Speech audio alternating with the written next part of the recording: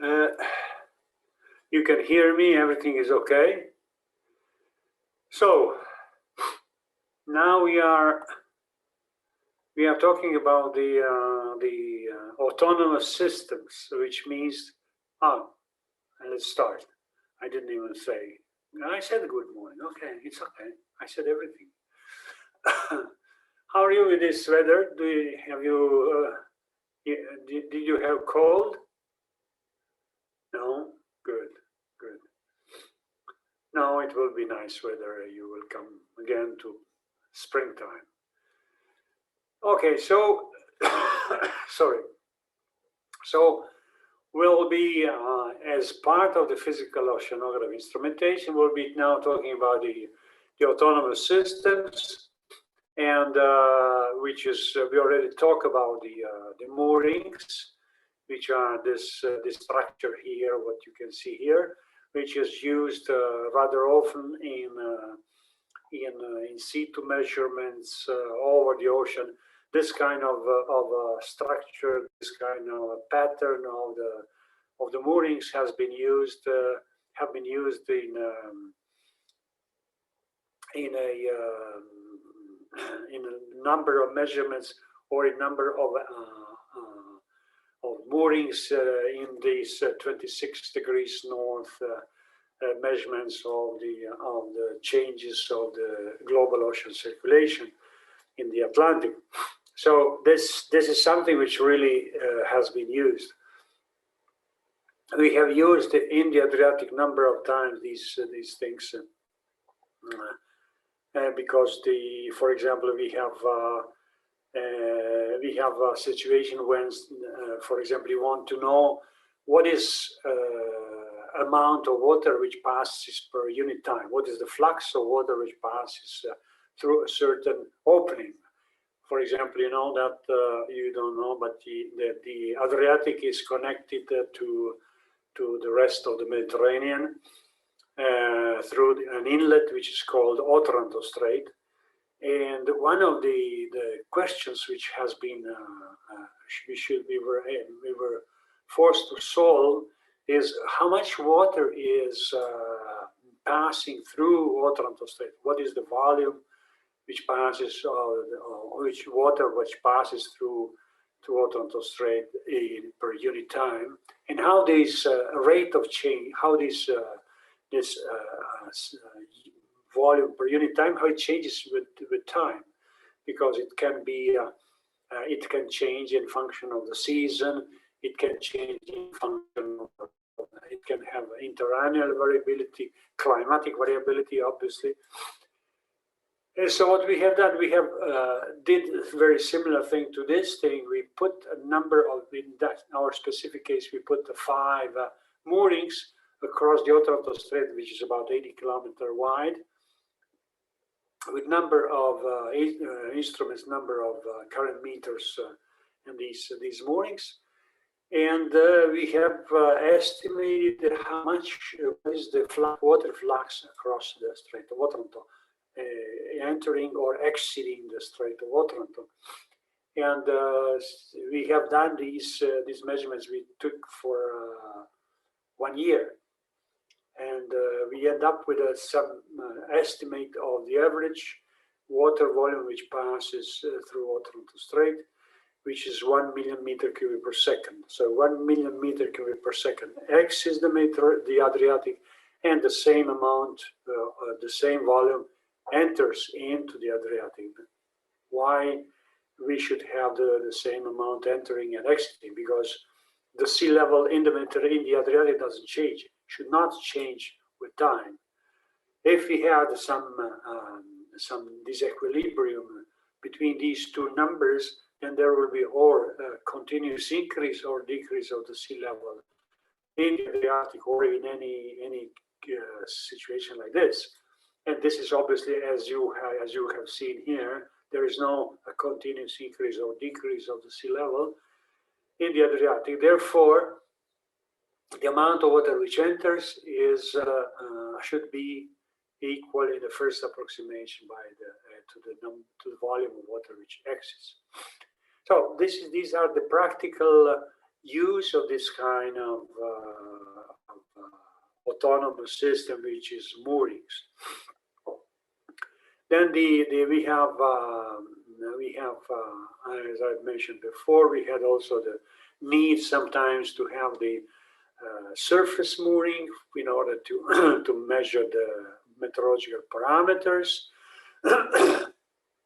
Atmospheric sensors, that means the pressure gauge, the wind sensor, the sea surface temperature, the humidity over the sea, the sea surface, the sea surface temperature, the temperature of the atmosphere at the sea surface, at the sea level. And so all these things has to be measurements. Sometimes there are need for this kind of measurements.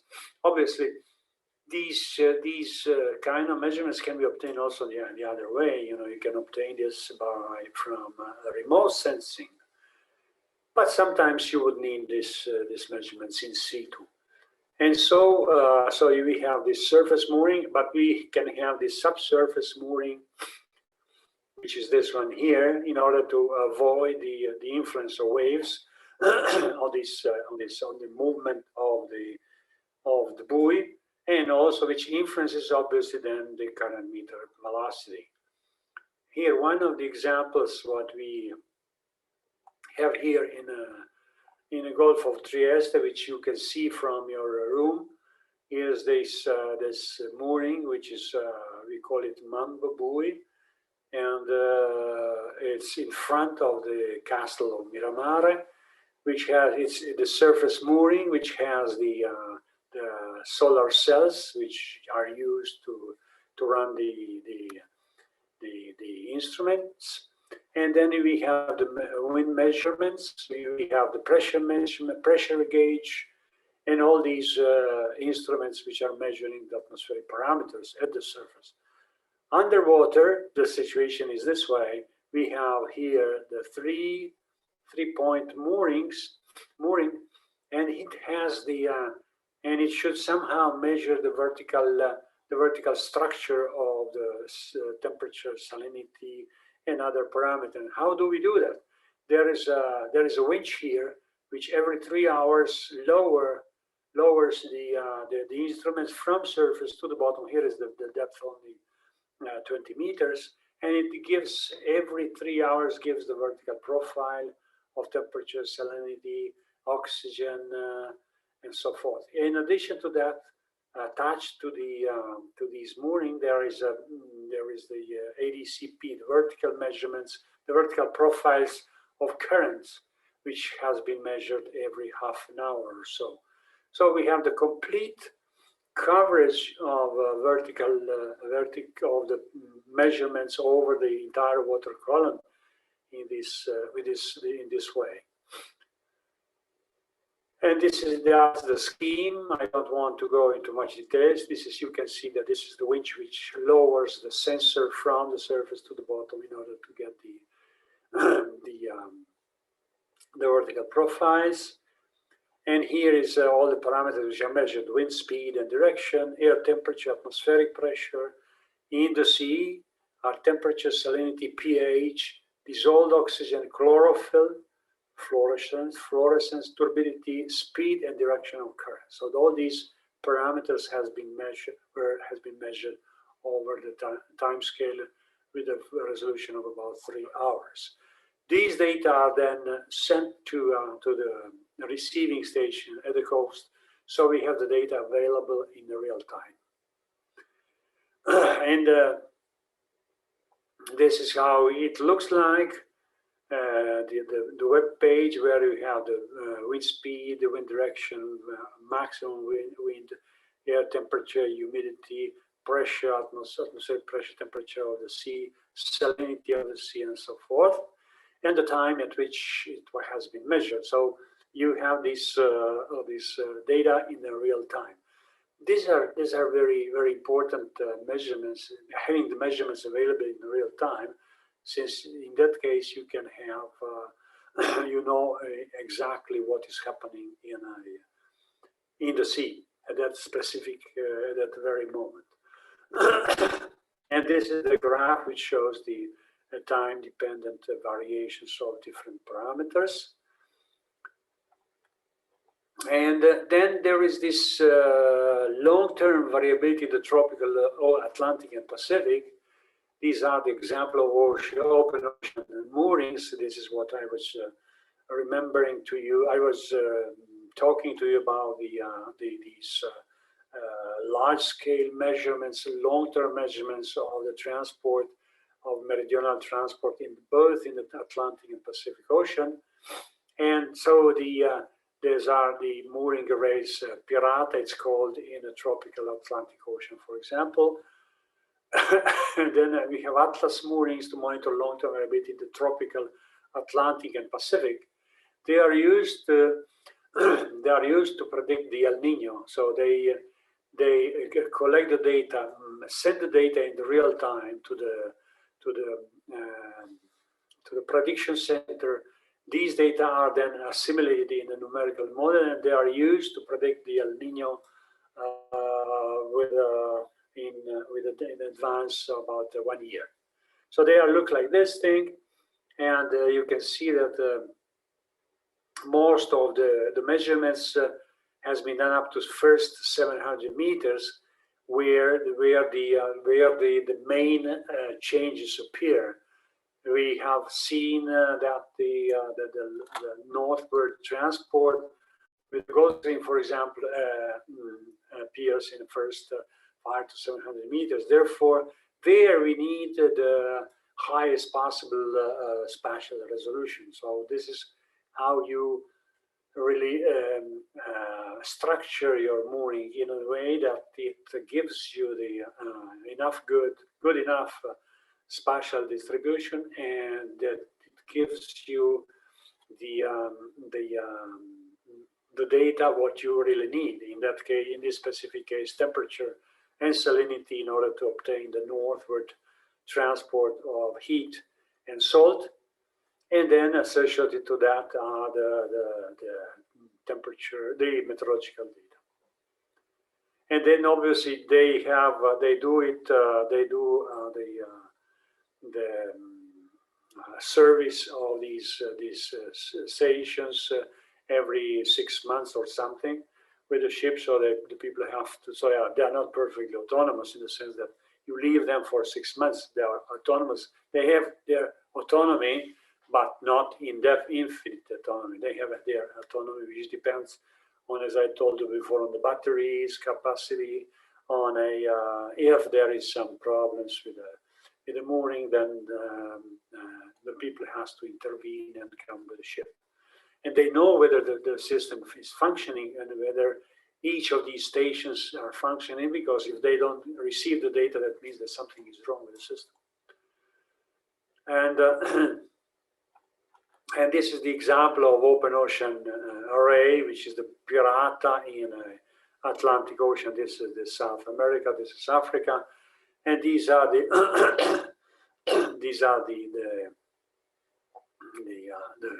these network.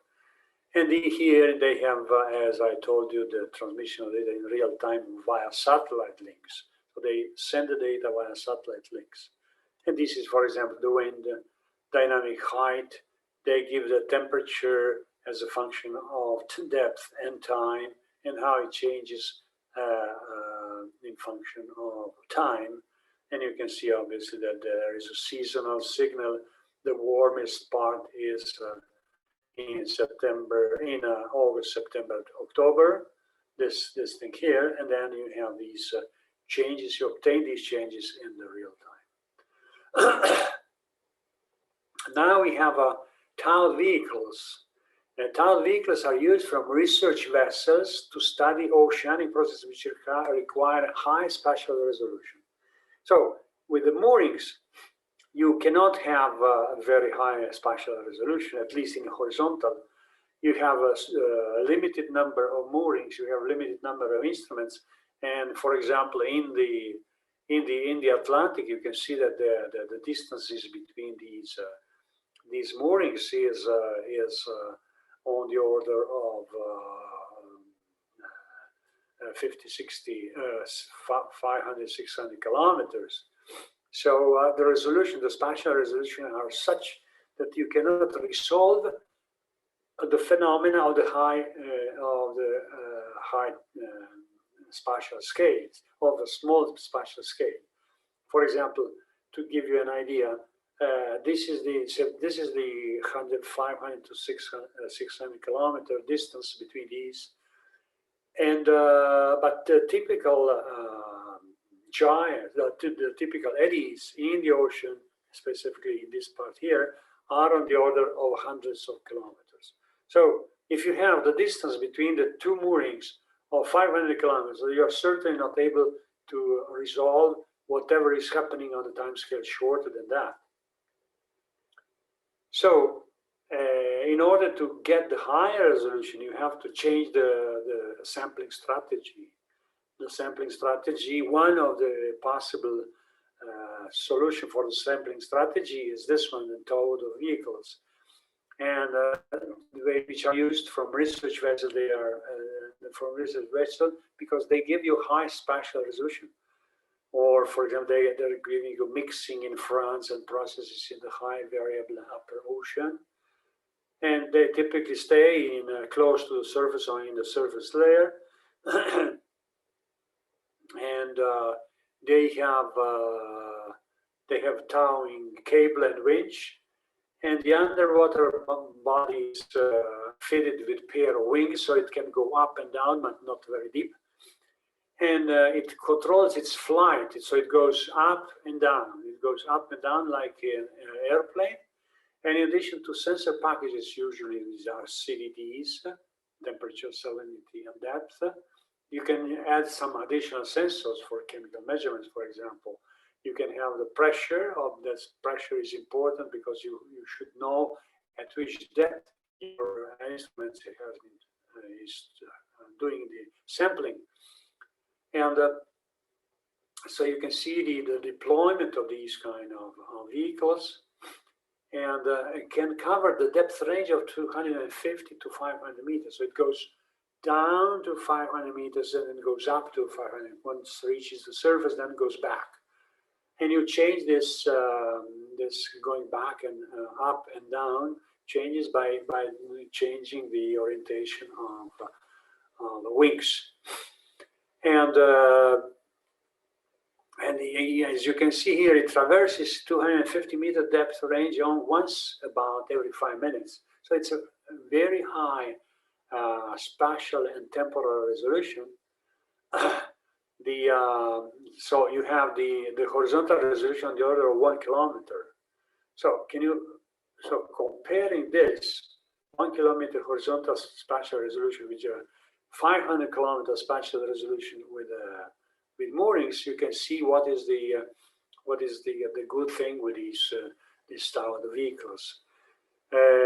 Obviously, as any other choice, as any other strategy has a good thing and bad thing. This one gives you whatever is happening in the first 200 or 300 meter depth, while the mooring gives you the information from the surface as deep as you want.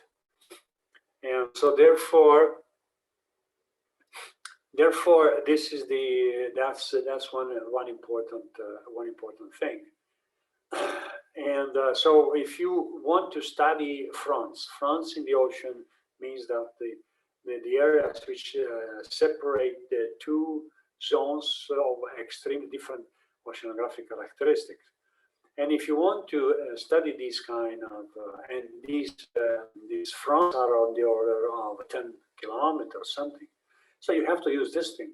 You cannot use the, and these fronts, in addition to that, these fronts are moving back and forth. Therefore, you have to follow the fronts and you have to cross the front with these kind of instruments, which gives you a very high spatial and temporal resolution. We're coming to another set of measurements, which are again still within the category, within the family of the autonomous systems. But here we are talking about the floats and drifters. This kind of instruments are these kind of measurements are essentially and physically different from what we have done before. These instruments do the measurements along the ocean current. So they move freely with ocean current, and then they give you information along the ocean current. Therefore, it's not that they give you the measurements at a fixed point.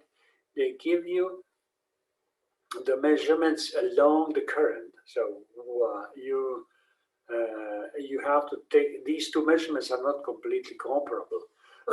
In one case, you have a fixed point, and you study whatever is happening at that specific point. Here, you follow the water mass, you follow the current, and do your measurements along the water mass or along the current. So you are looking at a certain extent to first approximation of to the transformation of water masses along the current. And we have until a decade ago, these platforms were mainly used in remote regions such as the Southern Pacific, Southern Ocean, in the central part of the large ocean basins, which are rarely reached by research vessels, where it is difficult and expensive to deploy moorings. Obviously, sometimes it's really difficult to deploy the mooring at 8,000 meters or 5,000 meters. So we have here two basic types of these, what we call Lagrangian instruments. Lagrangian means that they are doing the measurements along the ocean current. We have a surface drifters, which have a float at the surface and can therefore transmit data via satellite. This is another important thing. You have to know, in order to know exactly where the measurements has been done. It's not like a mooring. Your mooring, you put the mooring at a definite position, and you look how these the oceanographic characteristics changes with time. And you know at any single moment, unless you lose the mooring, you know at any single moment where the measurement has been done. What are the characteristics of the oceanographic characteristics of this specific place? If we depend on ocean currents, we cannot know where these measurement has been done unless we know at every single moment the exact position of these instruments. So they collect information on oceanographic parameters, but they are at the same time they have to determine their position with the GPS system, and then they send these data via satellite to the receiving center in an institute or whatever, in a data collecting system, in a data collecting institution. So this is another difference on these Lagrangian instruments with respect to the Eulerian measurements. And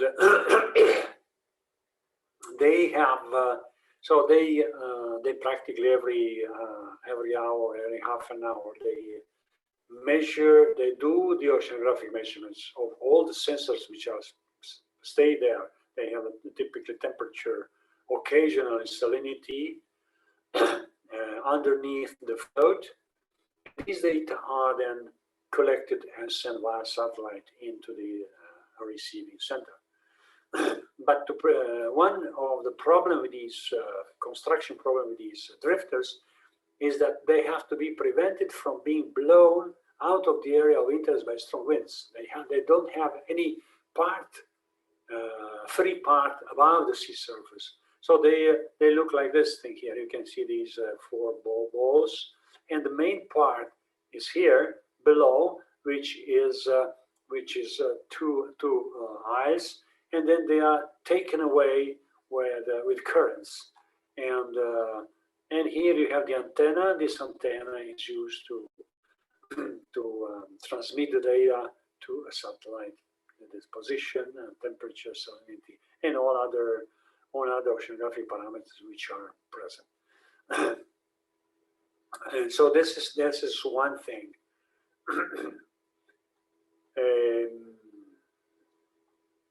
Now, obviously, there is another thing that we have to always keep in mind is that the drifters, they measure very thin surface layer.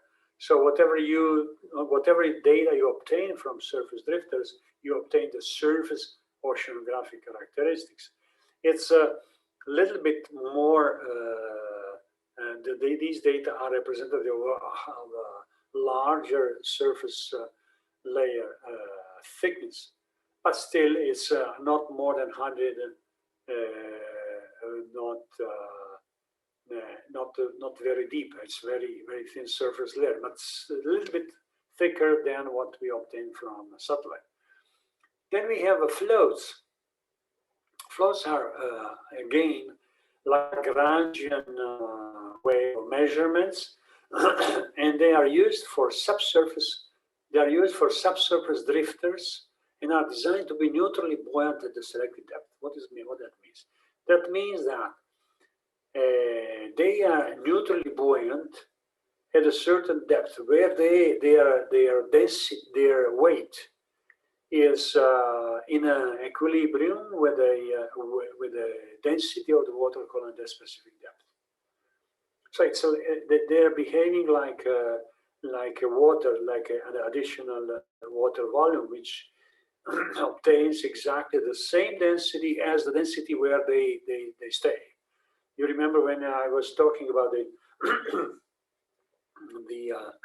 Mediterranean, which gives to the Atlantic dense water. This dense water, once exiting from the Gibraltar Strait, and since it is heavier than the Atlantic water, it sinks down to a certain depth where it is neutrally buoyant, where it has the same density as the surrounding Atlantic water.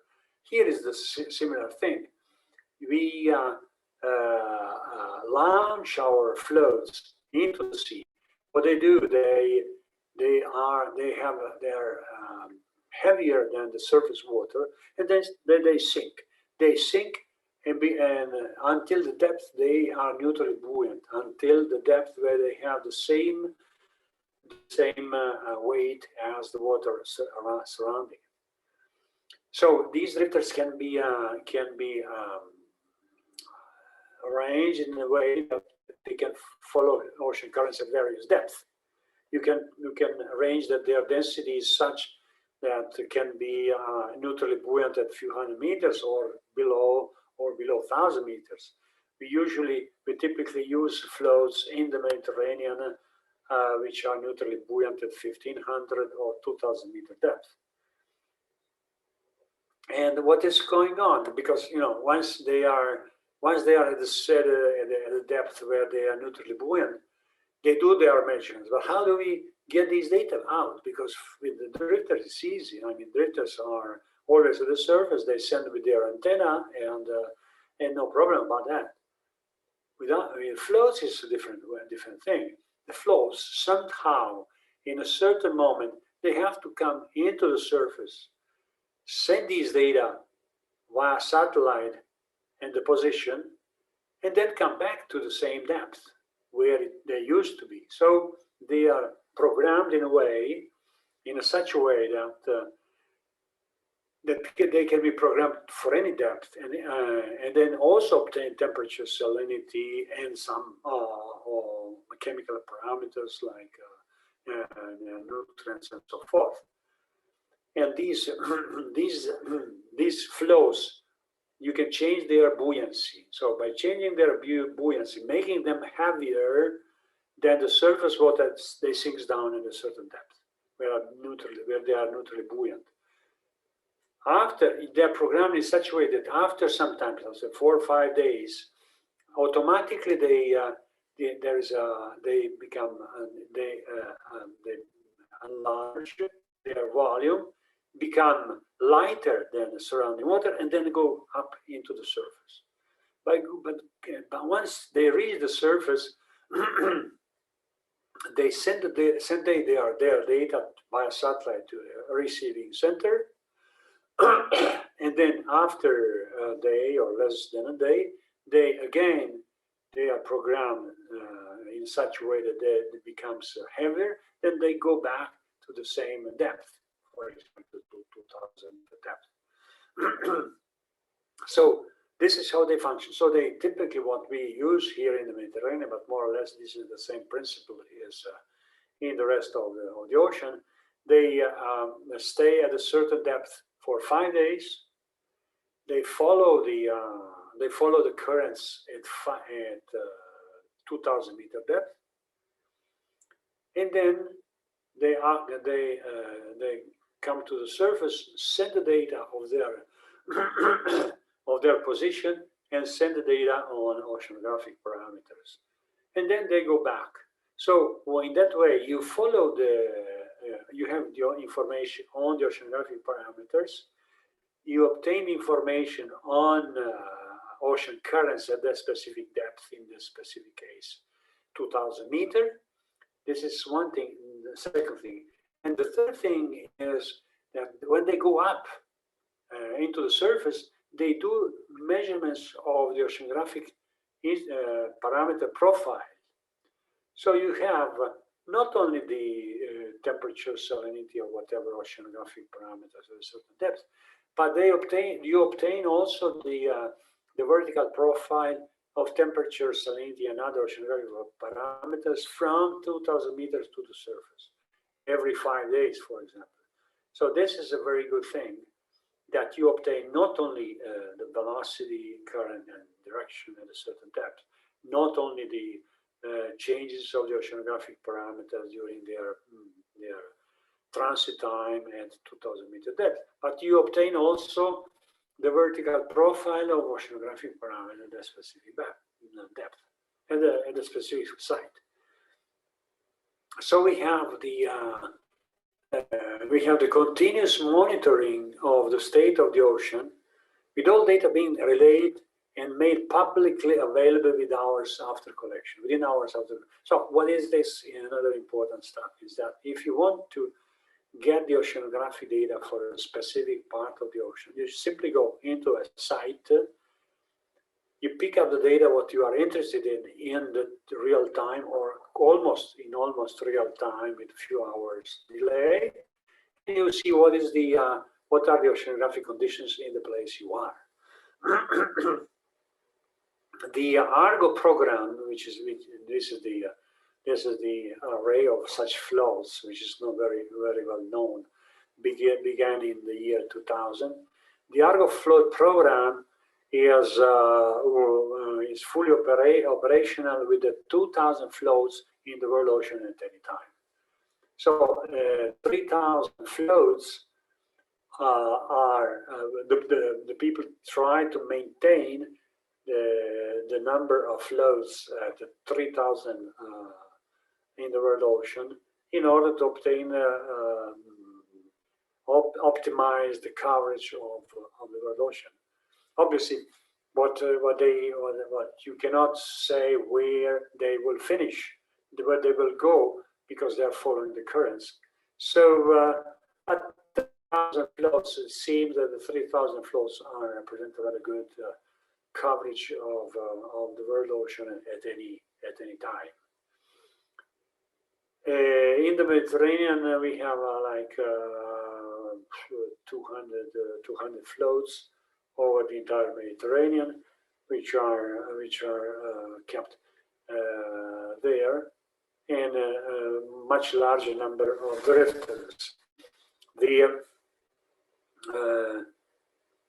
That's it. What I wanted to tell you. In the floats, this is the Argo. We have a Med-Argo, which is a program of the Mediterranean floats. And here is how the surface drifters look like. This is a code type of this is a specific type of drifters. You can see what they have, these sails, and these are the 4 balls which staying at the surface and keeping the drifter at the surface. And you can see how they are simply thrown into the sea. And what is important to remember is that these drifters or these floats, they have their lifetime.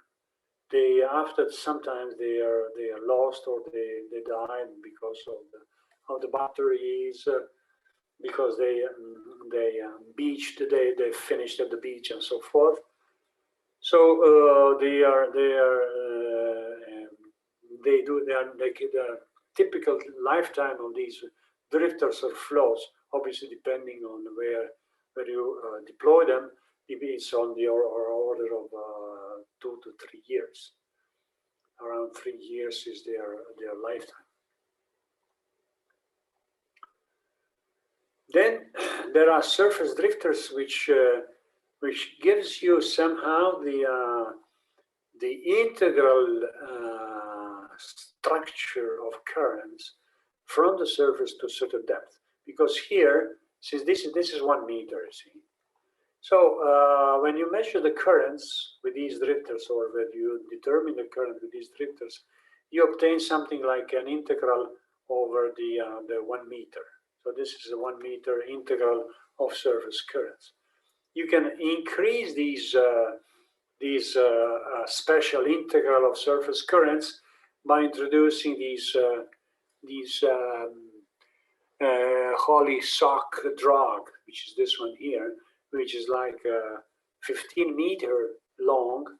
So what essentially it simply gives you the integral of the surface current within the 15 meter depth. And this is an additional step forward in determining the ocean currents, in determining the time and the time average.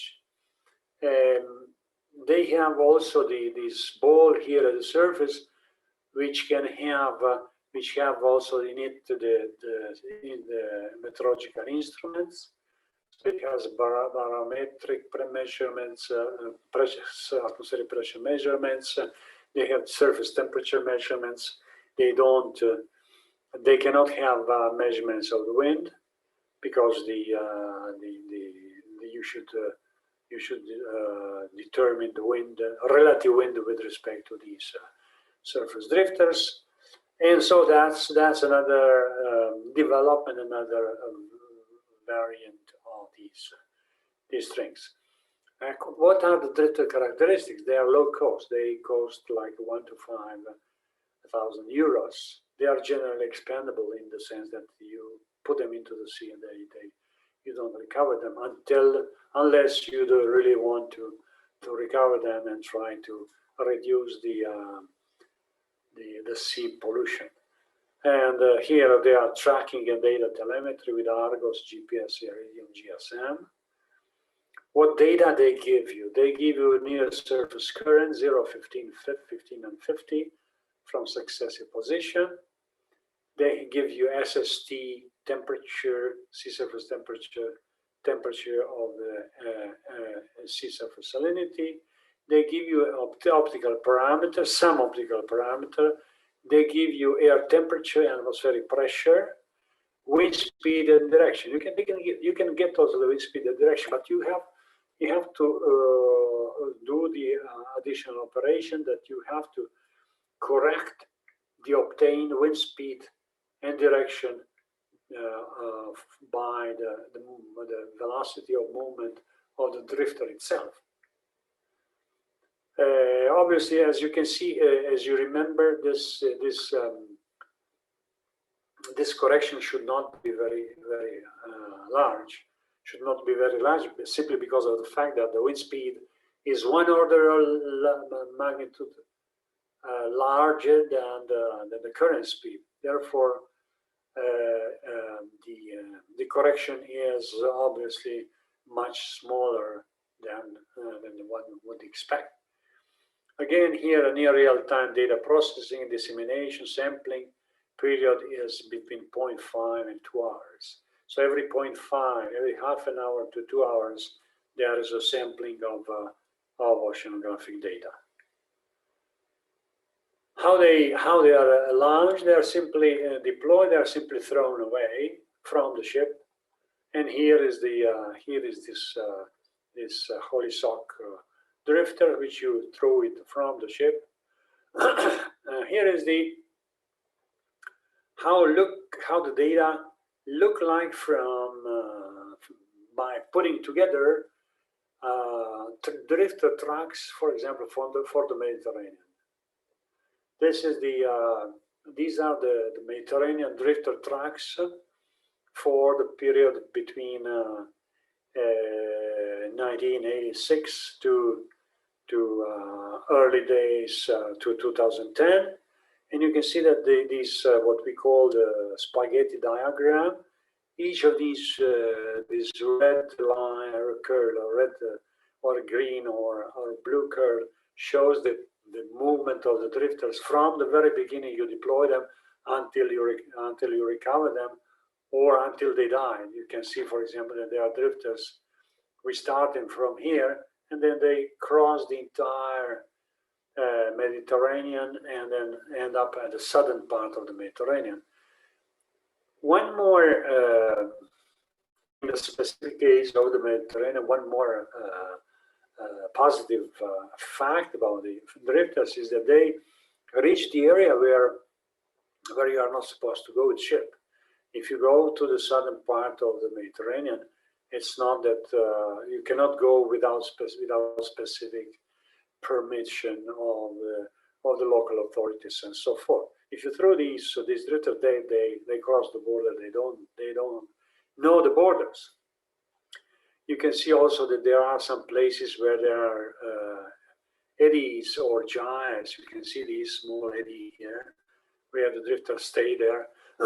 You can see this yellow, for example, in the Adriatic. You can see that there is a large gyre in the southern Adriatic.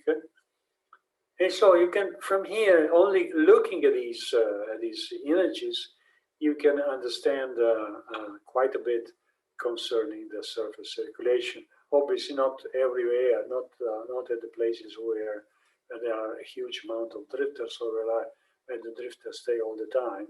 You have to zoom on these specific area, and then you will obtain some qualitative picture of the circulation in that area. Here you can see, for example, here is another interesting thing here, and here is another gyre, and this gyre, we know this gyre, and it's here in front of the Greek coast, and this is something which is always there, and you can see how drifters perfectly describe what is happening in that specific area. What we can do is also we can compare the currents with the sea surface height. Drifter measured surface current with the sea surface height. Can we compare this? We can compare this because, as you remember, in the first approximation, that means for the long time scale and larger spatial scales in the surface or in general in the ocean, the geostrophic balance is a very good approximation. Therefore, if we somehow reconstruct the surface current field from drifters, for example, because drifters are very good, because since they have this kind of coverage, we can reconstruct it for a long time, for the entire period from, for example, 1986 to 2000 and so forth. So if we reconstruct these things here, for example, this is the reconstruction of the surface current field between 93 and 96. And these are these arrows. These are the currents obtained from drifters. And so what you can see here, let's first look at the currents. The current shows the huge meander here, which comes from the Western Mediterranean. This is the Sicily, that's the African coast. It enters into the Ionian. This is the Ionian Sea, and Adriatic and Otranto Strait is here. It enters into the Adriatic, then there is this huge meander which goes back into towards the African coast, and then continues to the Eastern Mediterranean, which is this part here. So that's the most important feature of what you can see. Let's see what sea surface height tells us. Sea surface height are these background. These are these reddish, yellowish, or bluish colors. Reddish color means the sea surface height higher, and you can see here that we are talking about up to +5 centimeters sea surface height with respect to the average. Bluish color means the sea surface height lower than the average, and so you can see that there are these differences between here, for example, and here, like about 5 to 7 centimeters of the sea surface height. So sea surface height is higher here with respect to there. If you look at the oceanographic, at the geostrophic balance, what we see is that the surface pressure gradient in this specific place here. Let's look at this specific place here. Surface pressure gradient is from higher pressure to lower pressure. That means from a higher sea level to lower sea level. So the surface pressure gradient is oriented toward the Greek coast, toward the eastern coast. In order to get the to geostrophic balance, we have to have the flow which, according to which the Coriolis force should exactly balance the pressure gradient force. So the pressure gradient force is in this direction, and Coriolis force has to be in the opposite direction. In order to get these two forces in balance, the flow should be southward. So you see that similar considerations can be applied to this part here. The northward flow, you have the sea surface gradient is to the left, and geostrophic force, Coriolis force to the right, and you have the flow northward. So you can see how perfectly surface current data obtained from drifters are fitting the horizontal distribution of sea surface height, which gives you the idea that how geostrophic flow is a good approximation of the surface flow. Obviously, but for a relatively longer period of time. Here we are talking about 93, 96, about a period between 93 and 96, and the same thing with the sea level. And in that case, you are talking about 3 years, and we are talking about a long time scale, and we are talking about a larger spatial scale. In that case, you can see how perfect or how well is represented geostrophic balance. Geostrophic balance represents the sea surface flow.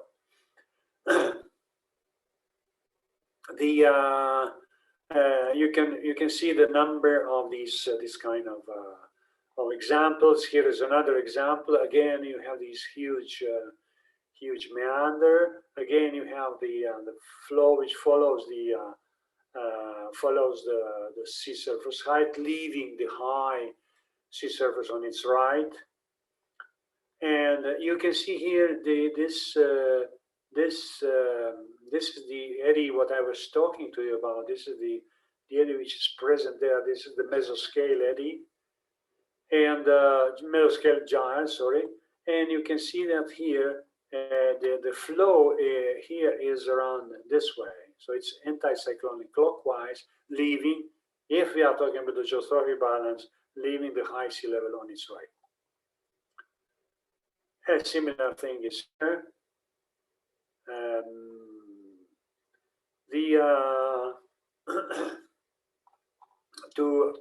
We want to also to understand this is what we obtained.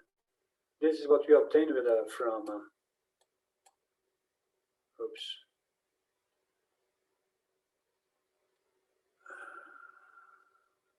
This is what we have obtained before. I show you what we have obtained from surface drifter data and from sea surface height. We can look at to what extent this kind of situation affects the horizontal distribution of salinity, sea surface salinity. So here I show you the four situation where the sea surface salinity has been presented for the previous slide. Here is this is the first situation where you remember that was a huge anticyclonic meander which brings the current from the Western Mediterranean across the Sicily Strait here toward the Adriatic.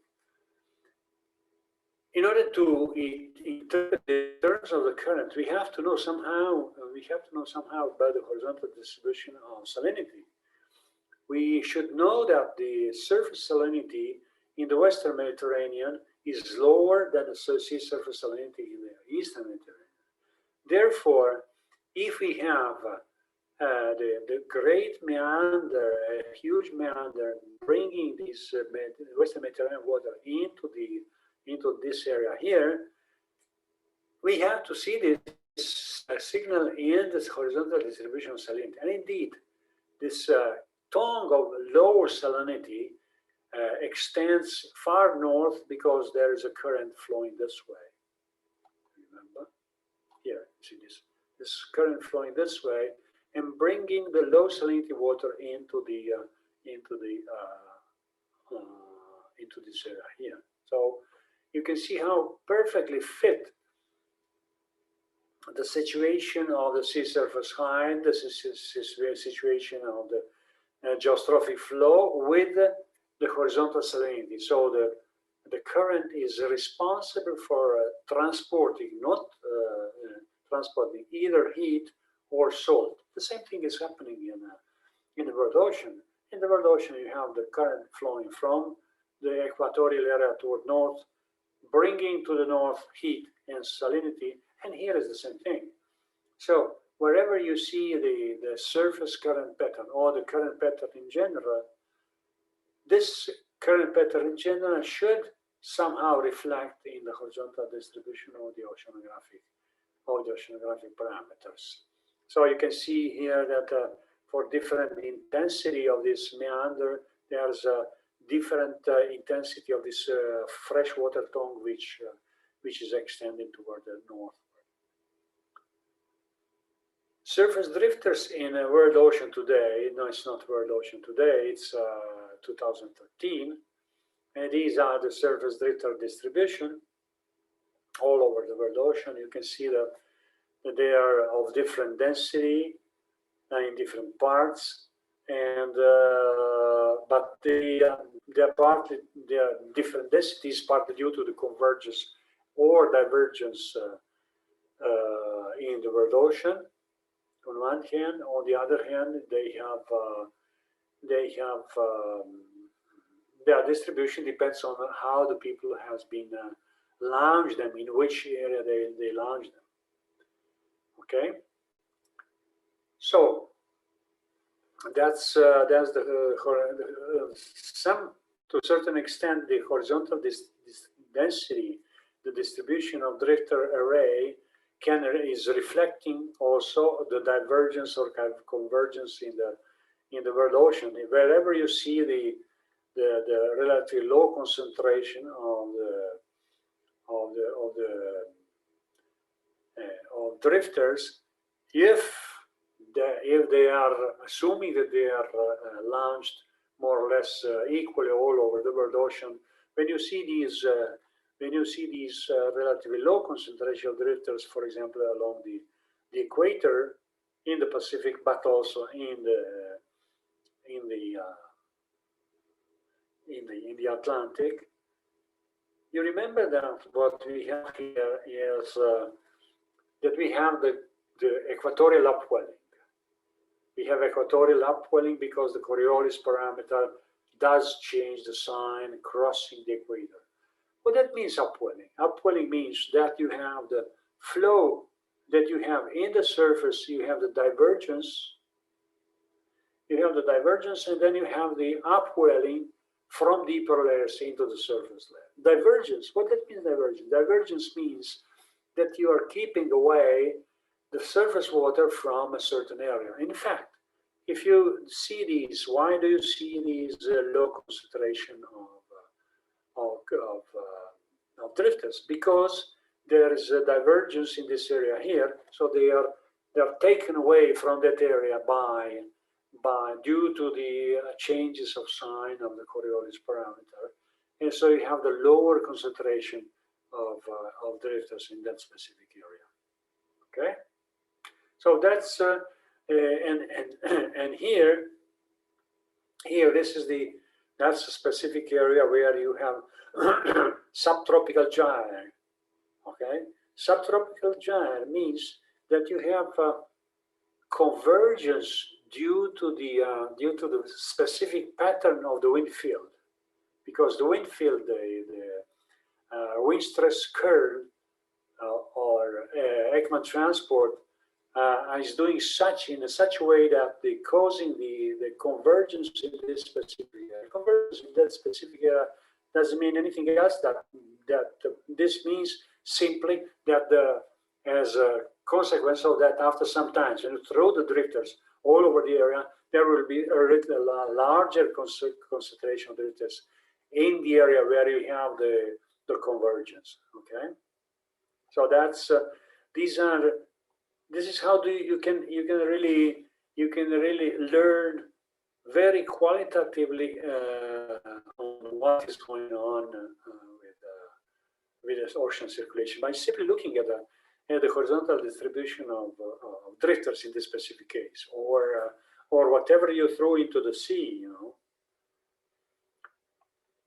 So we have now the profiling floats. Profiling floats are those which as I told you, that they are doing the vertical profiles. They are what we call the depth where they are in a buoyancy equilibrium, which is determined by this bladder. This bladder changes the specific density, specific weight of these floats, and on the basis of a computer here inside, these bladder are changing the specific weight of these profiling floats. And so there are two types essentially. One is provor and the other one is apex. Both are essentially functioning in the same way. And so all the instrumentation is inside this structure. They have here antenna. They have here the sensors, CTD, so that means the conductivity, temperature, density, which are in contact with the ocean. And so these are seabird. This is the specific instrument which is produced by oceanographic industry, and so they are installed at the top of these two profiling floats. They have antenna which is used for transmitting data via satellite to the data center, and this seabird,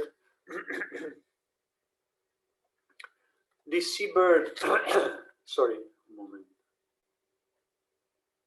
just a minute. Just a minute.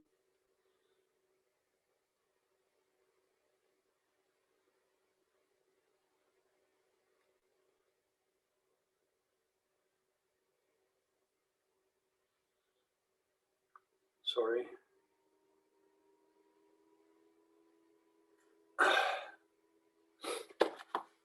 So these seabird instruments, they do measurements every 5 or 10 or 50 meters in function of how strong a vertical resolution you want to have.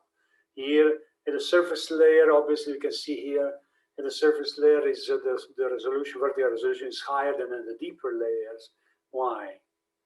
because in a surface layer, the oceanographic properties of the ocean are changing at a much faster rate. If you go deeper, the ocean becomes more and more homogeneous. Therefore, you don't need such a strong vertical spatial resolution. So again, these instruments are programmed in order to do the registration at a certain depth, which is decided in advance before we launch these these profiling floats. And here is how they look, how they function. You can see how they function.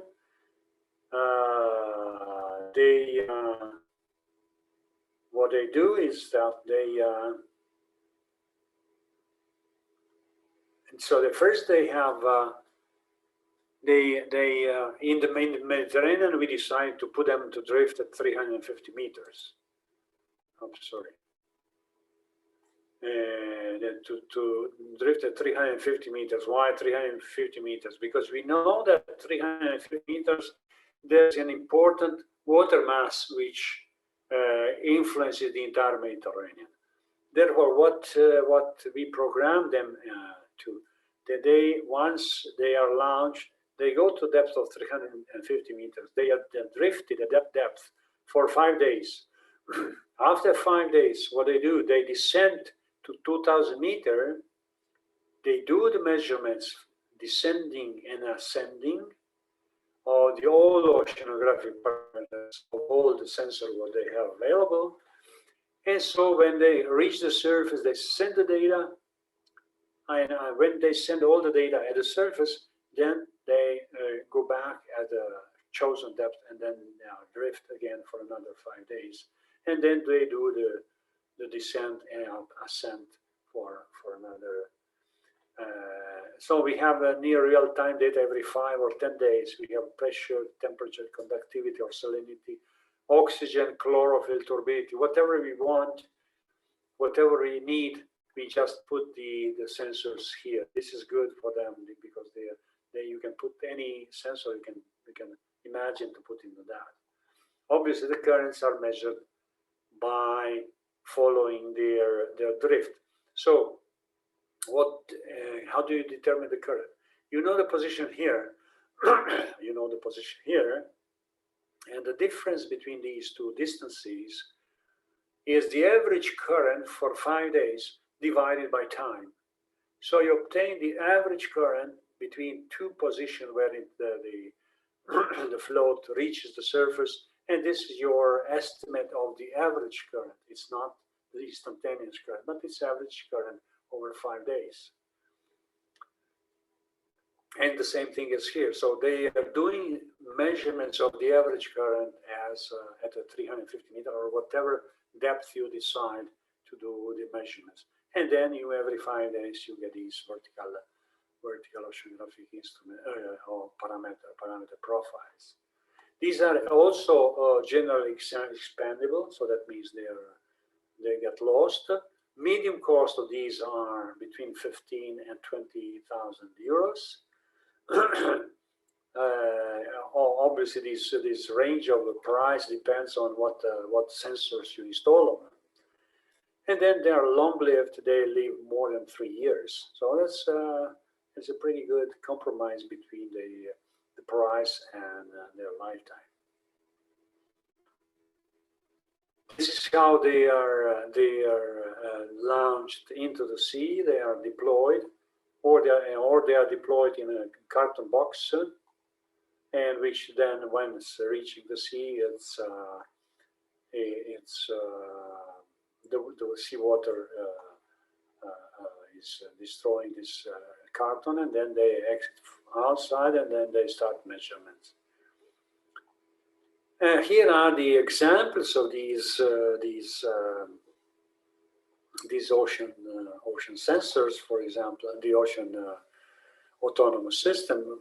Here are the points, for example, where the data have been recovered from the oceans, from the floats.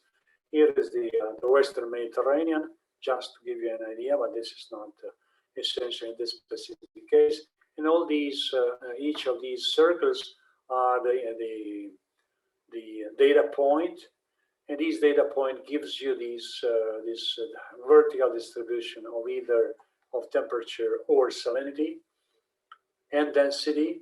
And here is the TS diagram, the diagram which shows the relationship between temperature and salinity. So you can see how good and how very high temporal spatial resolution is obtained from these data. Here is another example how they look. So you deploy them here, for example, in this specific case. If you deploy them in an area where the current is relatively soft, relatively swift, and it goes from the western, here is the Mediterranean, here is the Strait of Sicily. It goes from the Western Mediterranean to the East Mediterranean, and you can follow this down, and you can practically get the horizontal distribution, the depth time diagram of the temperature and salinity, which is one of the examples. How do you present these data, and what do you see from these profiling floats? Here is the profiling floats today. This is again today is relative, and these are the floats as part of the Argo program from 15 December 2013, and you can see that there are about 3,600 floats were at that time. What you can see here that there is no such clear difference between the divergence and convergence area. There is slight signs of these things along the equator. You can see here in the Atlantic or in the Pacific a little bit less.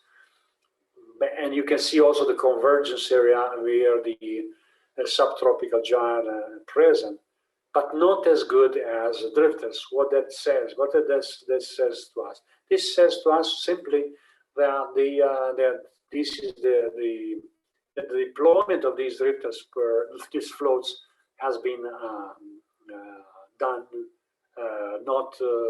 has been done relatively recently with respect to this year 2013. So the convergence and divergence didn't have enough time to redistribute these floats and to show the differences between the divergence and convergence areas. Here is the Med-Argo float positions as of 15 December 2013. Obviously, there are much less number of floats in the with respect to drifters, because drifters are much simpler to deal with, and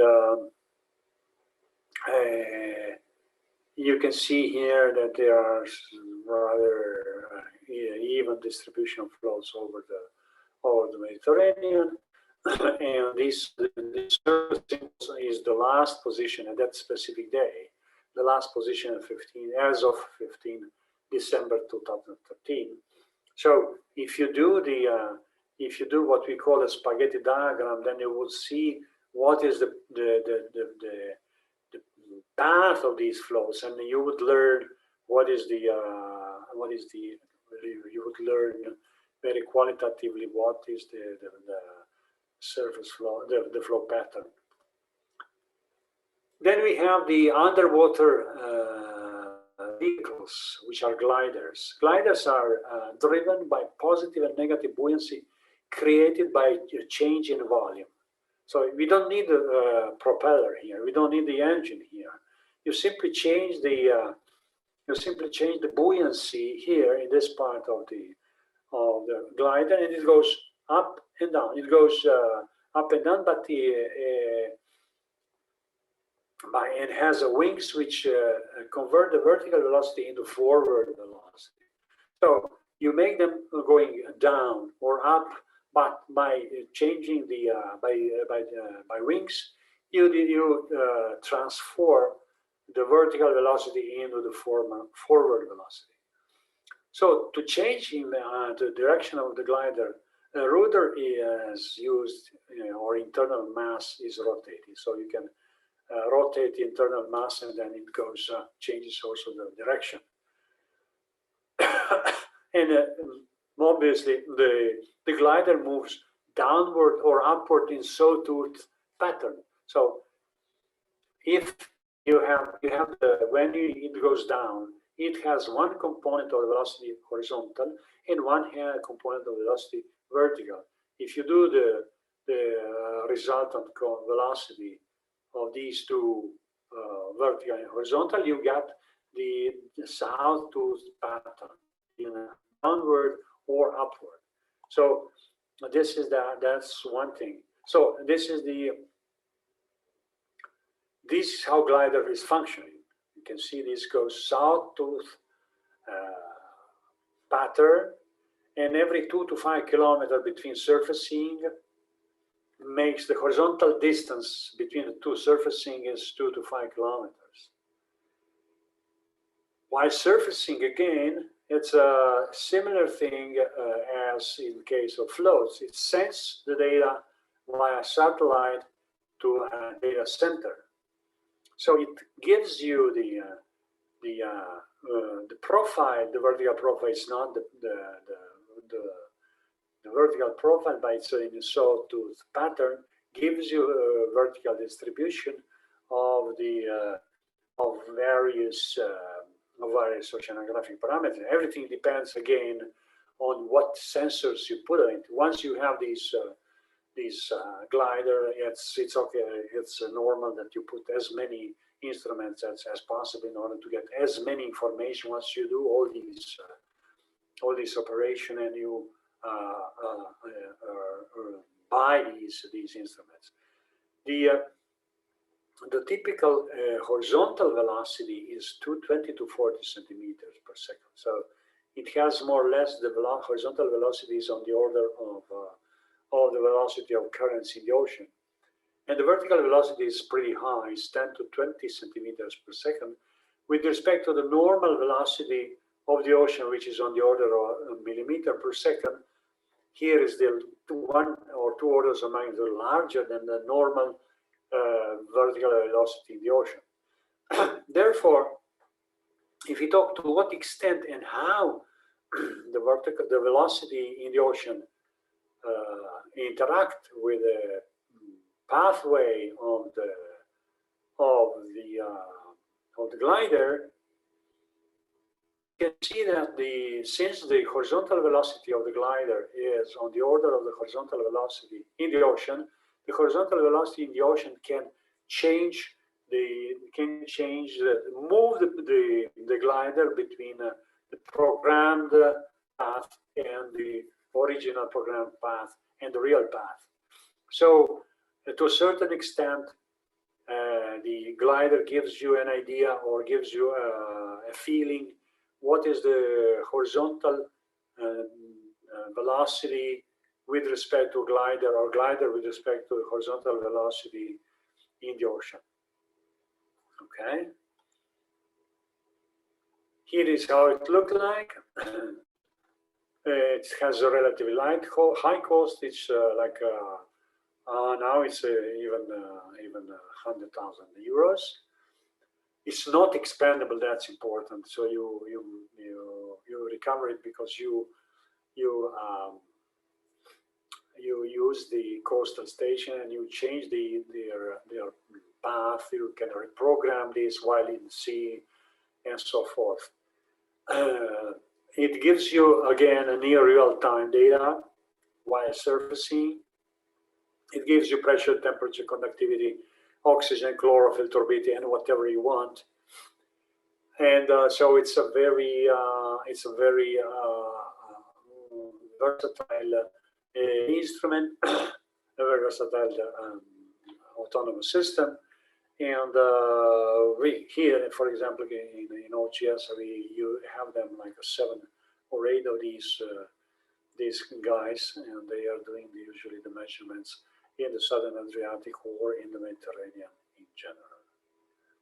here is how you recover, how you deploy it from a rubber boat, and then you go to the, and then you program it, and then you can also communicate with it, even though it is in the sea, while it surfaces, and change its direction, changes profiling depth, and so forth. Here are the some of the instruments, some of the results of data which has been used in the Mediterranean with gliders. For example, from December 2006 to June 2007, like six gliders simultaneously has been deployed in this area. Here, this is the southwestern Mediterranean. This is Italy. And these are their path. You can see these one Equatorial glider with the other glider, some other gliders. And so they obtain for that specific 6 months, they obtain the vertical the time depth diagram of the salinity. For example, in this specific case, you can see these black, reddish, or sorry, no, that's temperature. Sorry, you can see these reddish area. It's warmer current, warmer water, and this bluish is the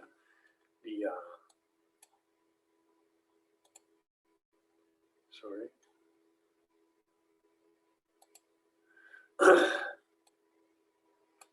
You can see that there are these patches of the warmer and colder water in function whether the current comes from south or comes from north. And here you can see clearly below a certain depth, below 500 meter depth, you can see the strong changes, the pycnocline, the thermocline, between around 400 meters, below around 400 meter. And then you can see how the northern or southern current reflects into the horizontal distribution of currents in function where these flows, these water masses comes from. Sorry, this is the very complex experiment which has been done in 2006-2007, where they used XBTs and CTDs. That means from the ship, these blue points. This is the ship stuff. Then they use the floats. These are green points. And then they have gliders, which does this transfer. So here is how one very complex oceanographic instrument experiment has been done using all the available measurement platform from autonomous platform, but also the ship. So you have floats, gliders, XBTs, and CTDs, and all together gives you very complex, very complete picture of what is happening in the ocean. You can see that the green points are rather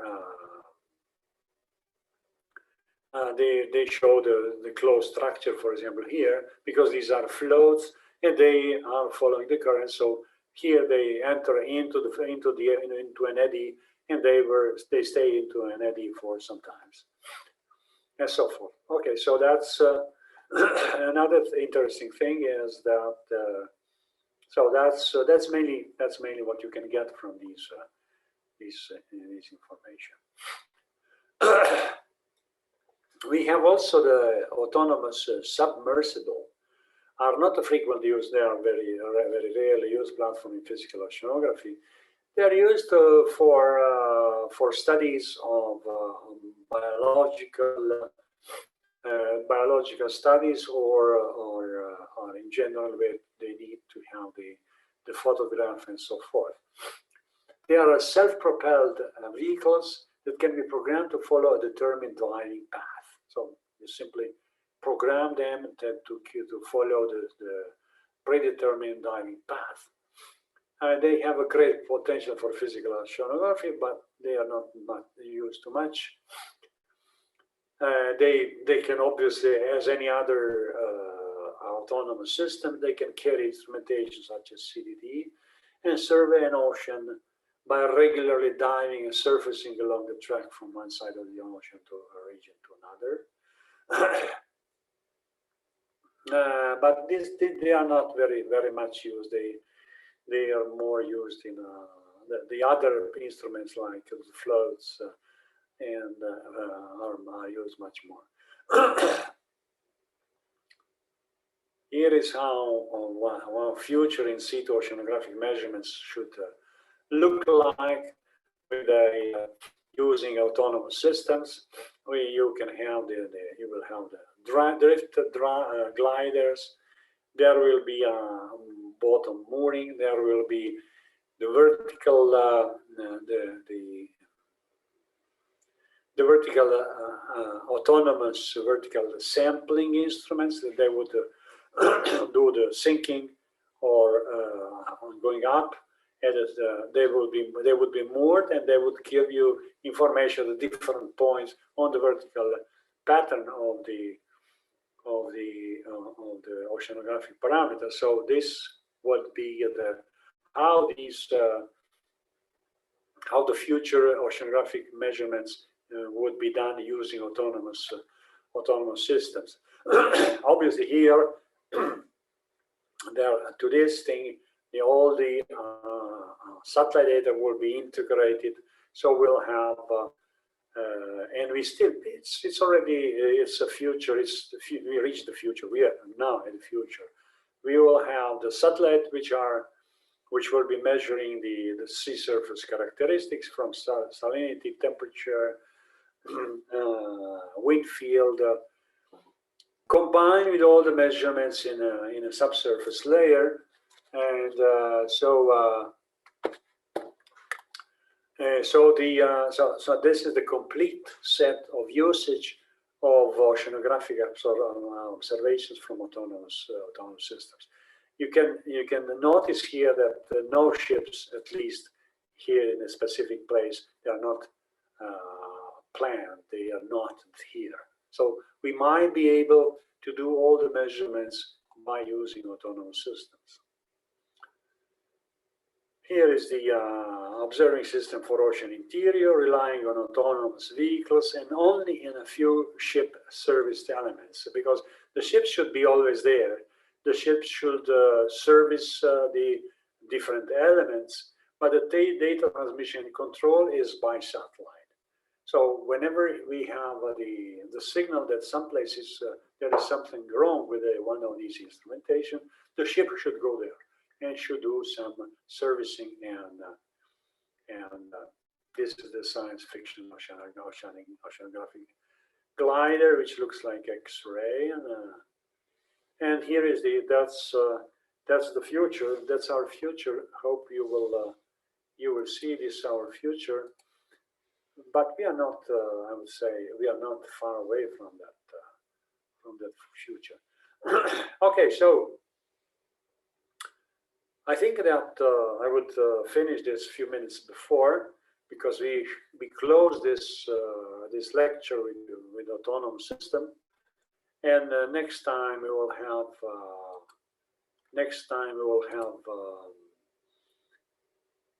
instrumentation hour, which is instrumentation lecture number 3, which is the in situ and remote sensing. In situ remote sensing, because we have remote sensing. Typically, we are thinking of satellites, but remote sensing can be done also from in situ instruments. So the instruments are there in the sea or next to the sea, and you do the measurements. So it's not that your instrument is in the sea or next to the sea doing the measurements, but it's not like measuring the temperature into the sea and with a thermometer, which is in situ measurements. Not here, it's in situ remote sensing. So we'll be talking about this next week. No, next week, sorry. Yes, next week, in fact. Today is Friday. We'll be talking about this on Monday.